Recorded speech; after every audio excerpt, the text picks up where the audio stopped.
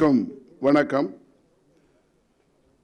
கல்வி மற்றும் சமுதாய ஆராய்ச்சி நிறுவனம் இஸ்ரோ இதனுடைய ஆண்டு விழாவும் 17வது ஆண்டு விழாவும்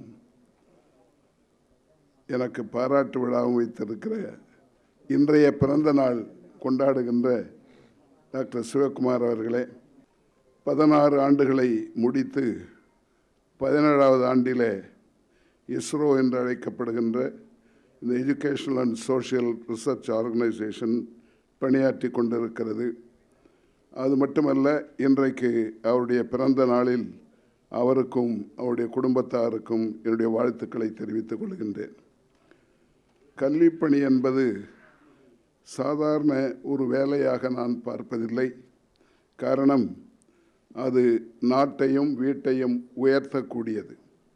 அப்படிப்பட்ட பணியிலே யார் ஈடுபட்டாலும் அவரை நாம் வரவேற்ற வேண்டும், போற்ற வேண்டும் என்று நான் கருதுகிறேன். அரசு கொஞ்சம் பணத்தை செலவழித்து இன்னும் கொஞ்சம் கல்விக்காகவும் ஆராய்ச்சிக்காகவும் பணத்தை செலவழித்தால் நாம் உலகத்தோடு போட்டி போட முடியும், வளர முடியும். அப்படிப்பட்டவையெல்லாம் எடுத்து சொல்லுகின்ற ஒரு அமைப்பாகத்தான் கல்வி மற்றும் சமுதாய ஆராய்ச்சி நிறுவனத்தை நான் பார்க்கிறேன். கல்வி இருந்தால் சமுதாயமும் மேலே வரும், வீடும் வளரும், நாடும் வளரும். அந்த பணியைத்தான் சிவகுமார் அவர்கள் சிறப்பாக செய்து கொண்டிருக்கிறார்கள்.